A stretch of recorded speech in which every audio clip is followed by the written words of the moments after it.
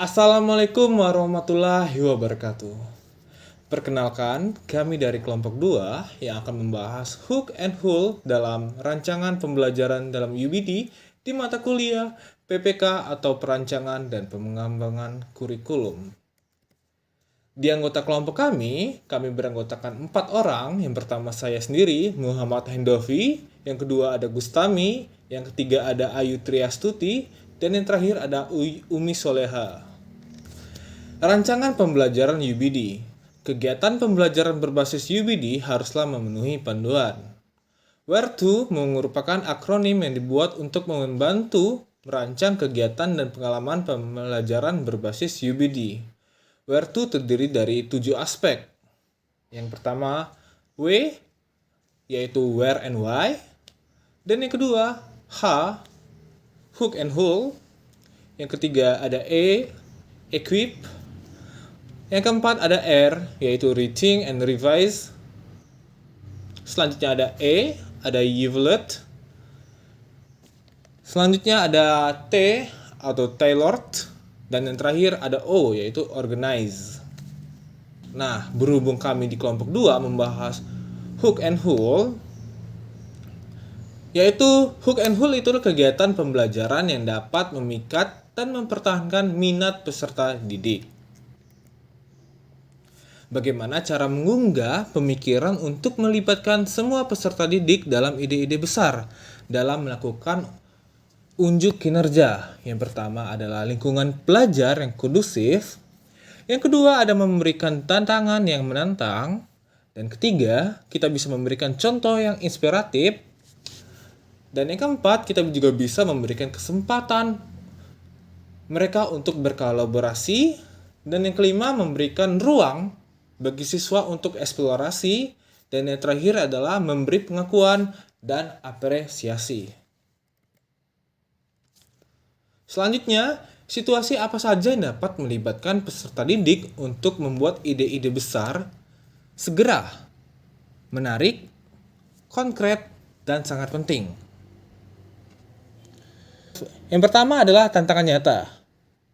Memberikan tantangan nyata yang relevan dengan kehidupan sehari-hari atau masalah di masyarakat. Misalnya, meminta mereka untuk mencari solusi inovatif dengan memberikan konteks yang nyata.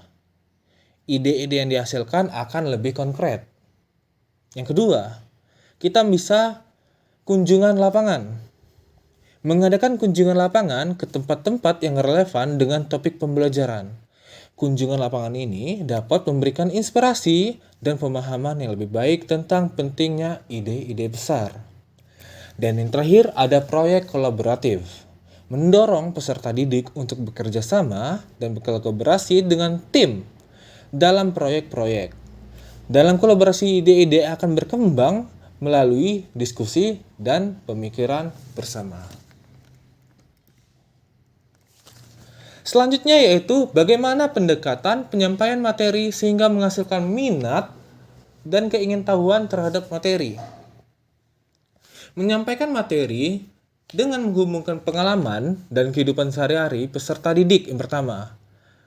Yang kedua, bisa menggunakan berbagai metode dengan memberikan variasi dalam metode pembelajaran yang akan memberikan pengalaman yang berbeda-beda dan penting untuk memberikan ruang eksplorasi kepada peserta didik untuk memberikan kesempatan dalam menjawab keingintahuan mereka.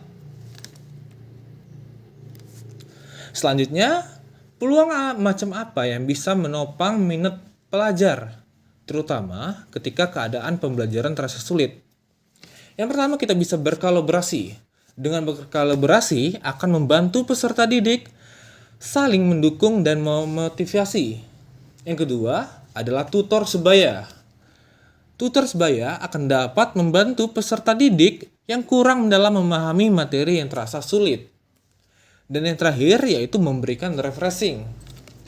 Dengan memberikan refreshing atau istirahat yang cukup ketika pelajaran terasa susah, minat peserta didik itu akan recovery, akan kembali.